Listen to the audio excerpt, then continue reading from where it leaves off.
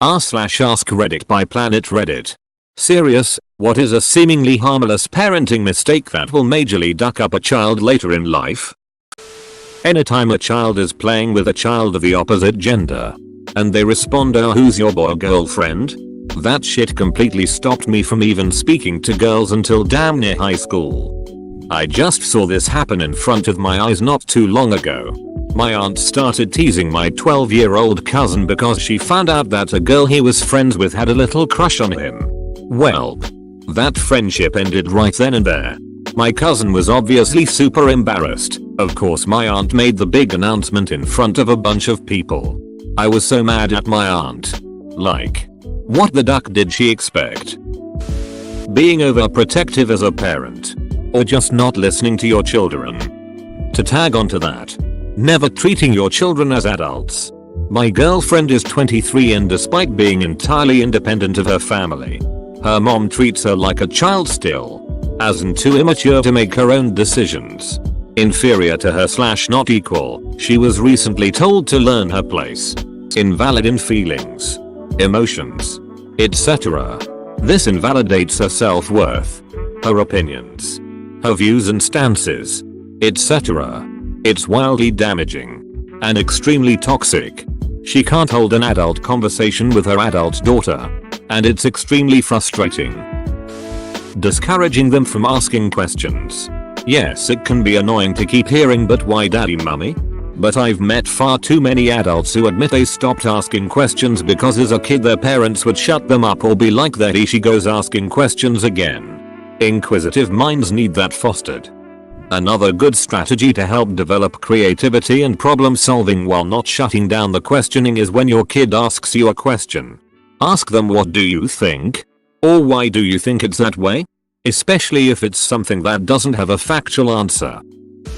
Telling them that the family members who are mean to them or neglect them love them. And he does love you. You know. Well, damn, it doesn't feel like it. Maybe if he loved me he should show it instead of insulting everything I say or do. This is how it is in my house. My mother is the best mom I could have asked for, but she refuses to see that my dad is mentally abusing and mocking all of his kids because he is always nice to her.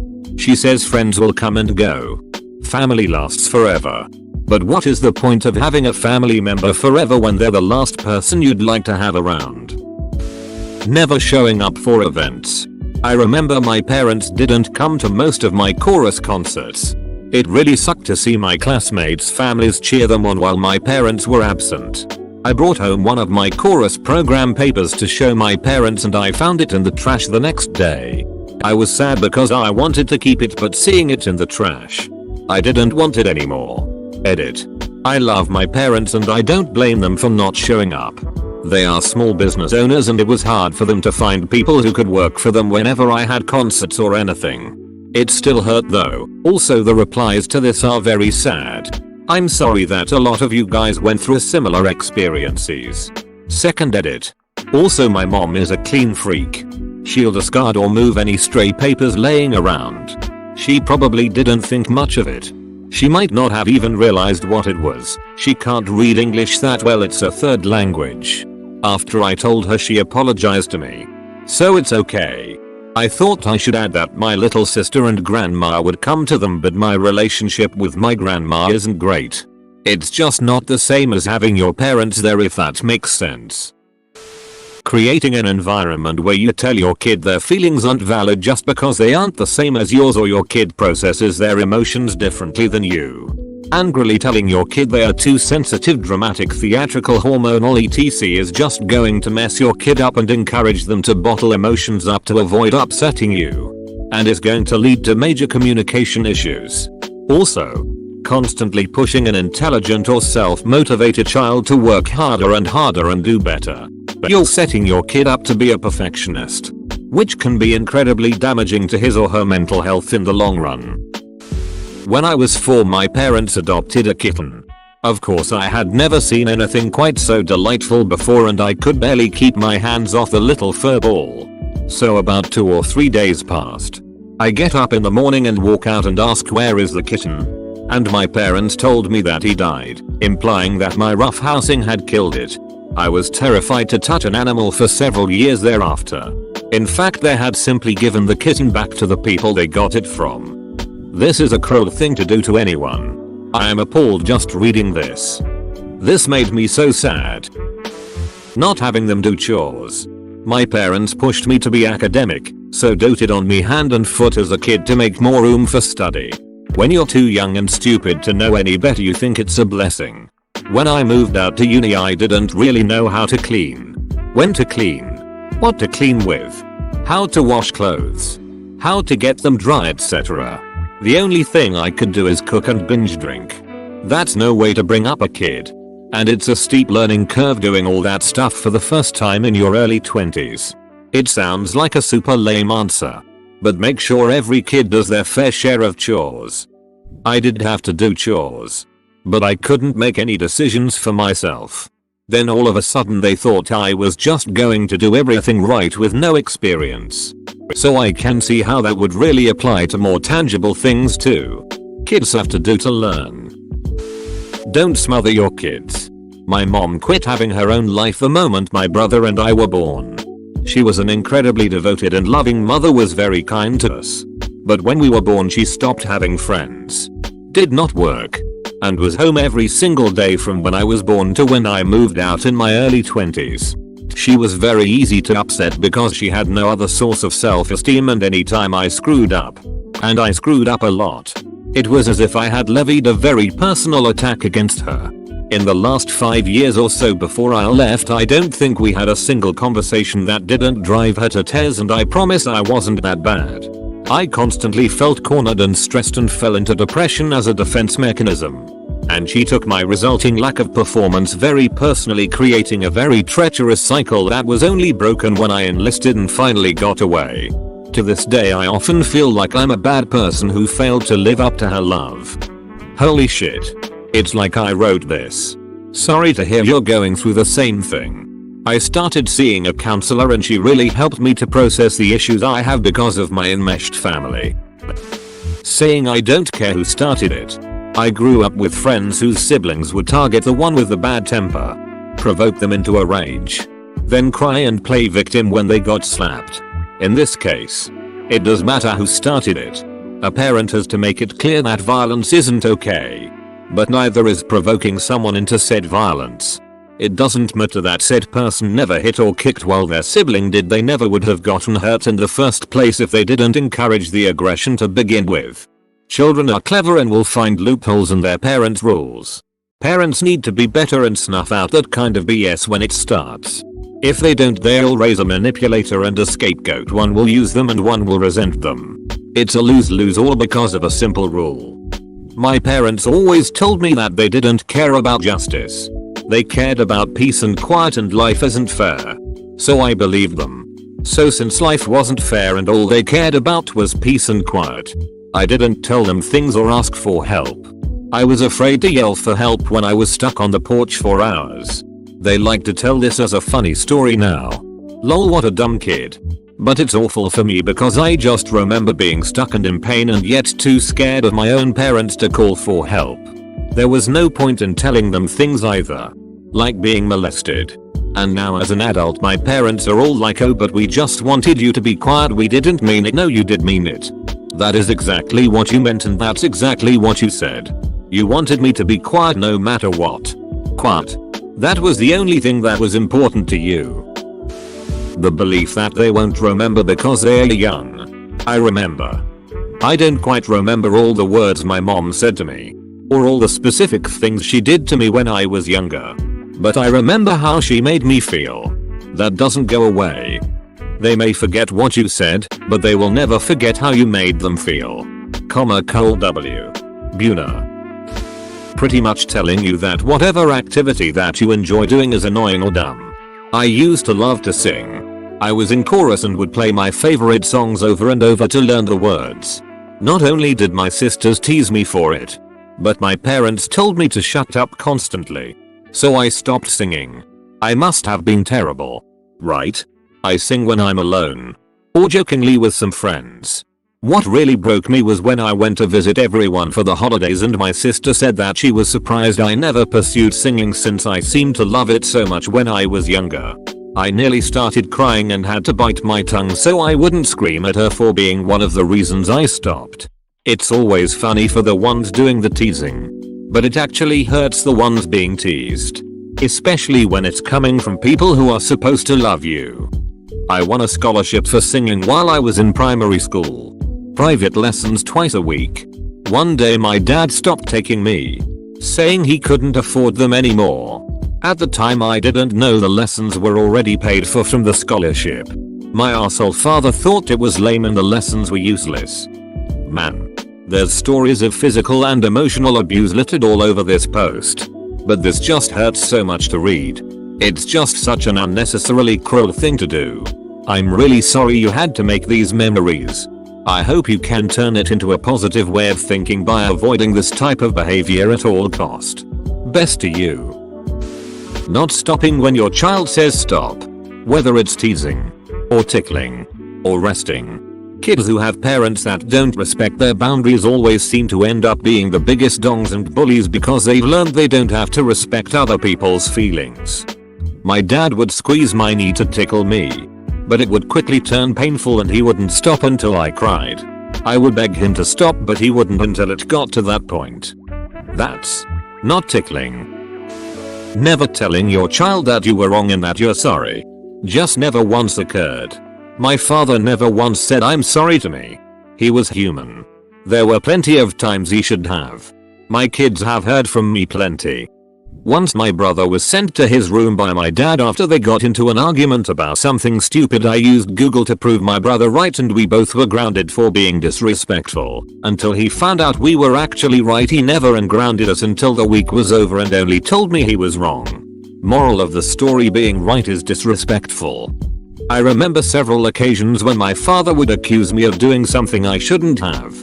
And a couple of times I was legitimately innocent. And I would say I didn't do it or some such thing. He'd counter with, "Are you calling me a liar?"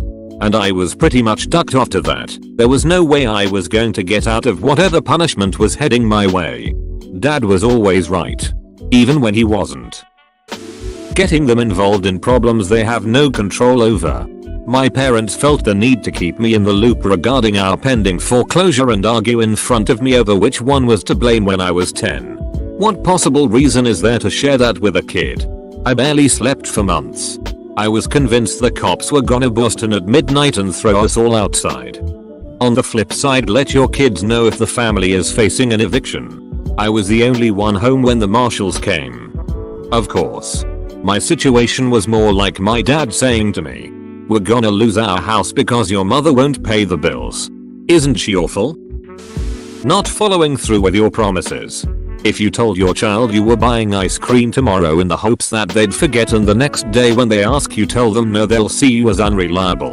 Ice cream is just the first thing that came to my mind. I'm sure someone else can explain better what I'm trying to say here without sounding so ridiculous. I taught my children at very young ages that outside of extreme circumstances, failing to keep a promise made is the same as telling a lie. Therefore, I won't make promises to them that I am not absolutely certain I can keep. They learned early in life that I take my promises very seriously and will go to great lengths to honor them. We have hit very hard times recently and I have had to delay delivery on some promises, which breaks my heart. But they know that I will fulfill those promises eventually and are much more empathetic and understanding than their peers have been in similar situations. I'm so sorry that you have these memories and this heartbreak. There are people out there that will treat you with the respect you deserve. And remember that you need to be one of those people too. Using them as props for jokes in public. Glad you got a kick out of it. Dad.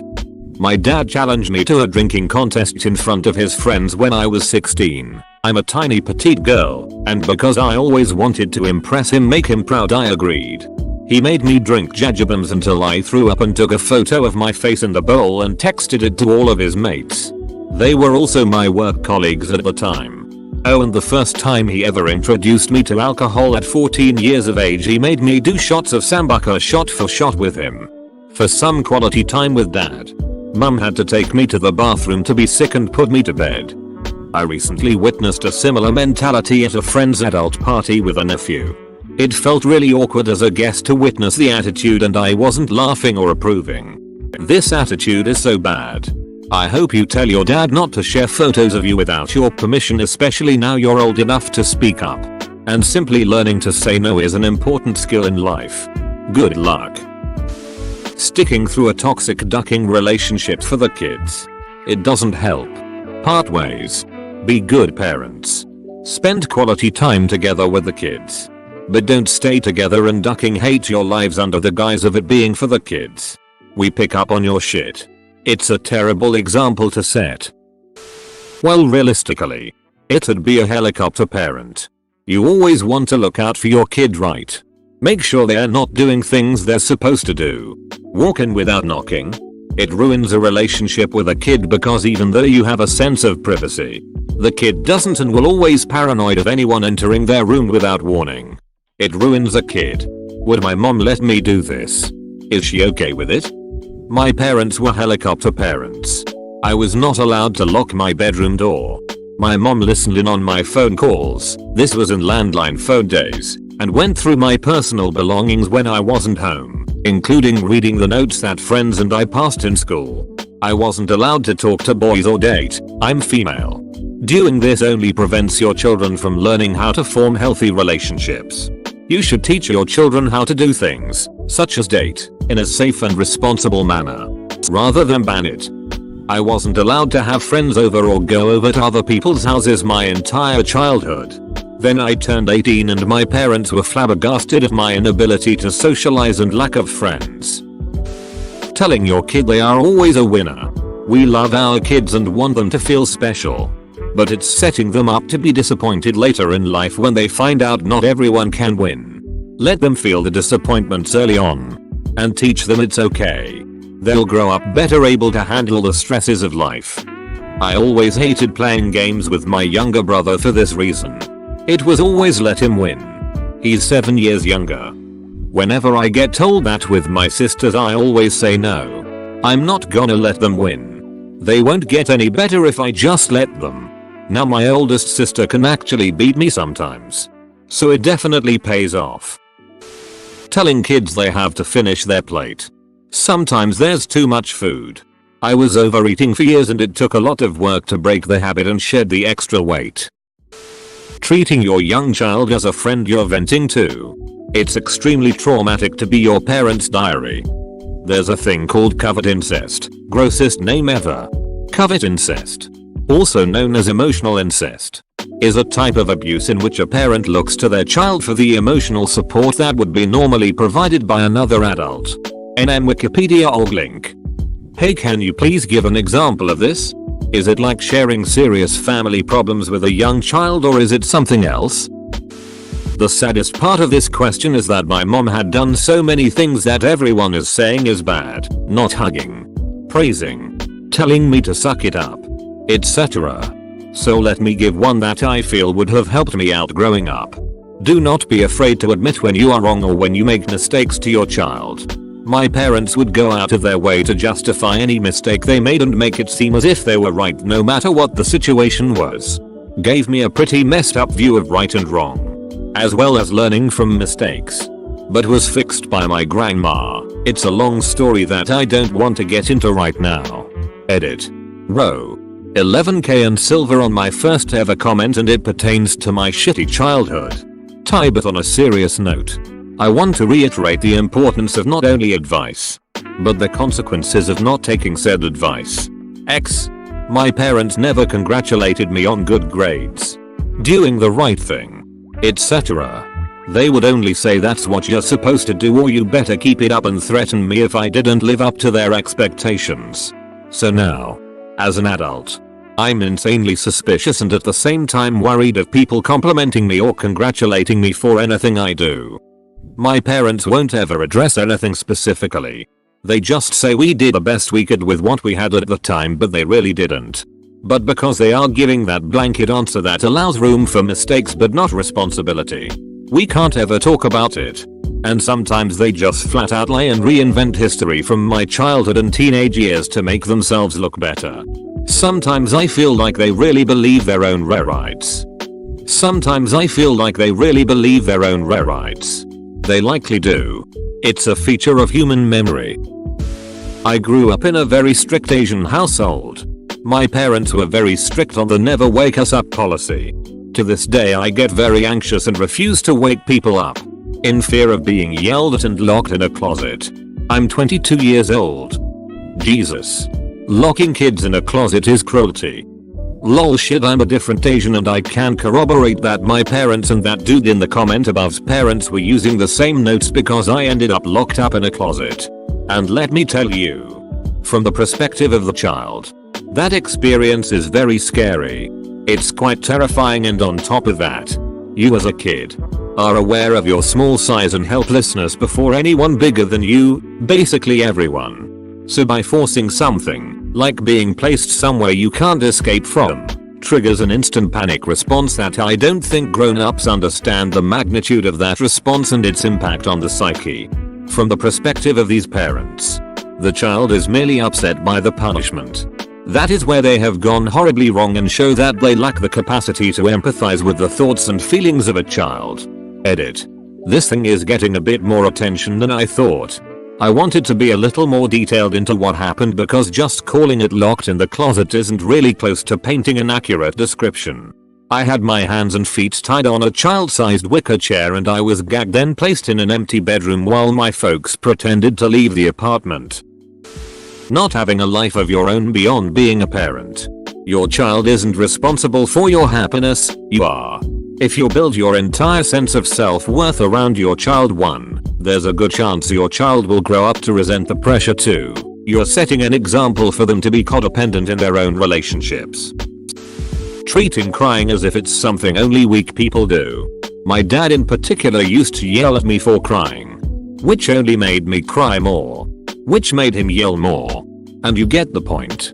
In high school I tried to bring up the possibility of me having anxiety problems that I'd spoken to the school counselor about because my friends made me go since they were worried. He told me I was just a drama queen. I can't express that I'm anxious or stressed around my dad because others have it worse. Even now I'm 21 and seeing a psychiatrist in a couple weeks because I've just felt so bad lately and I would never let my dad know. I think I'd rather die than my dad know I've been seeing a psychiatrist and discussing the possibility of me having OCD with said psychiatrist, which does explain a lot and is actually kind of comforting for me to know, because he'd get so mad at me for being weak. I grew up the exact same way, but I was treated like this by my mother. I especially remember once when I was 6 we went grocery shopping and she told me to not ask for anything at the store.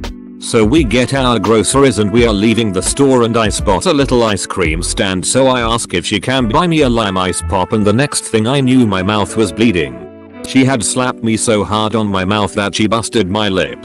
I remember being so confused because we weren't in the store anymore and I hadn't asked for anything in the store. The ice cream stand was outside of the store, anyways.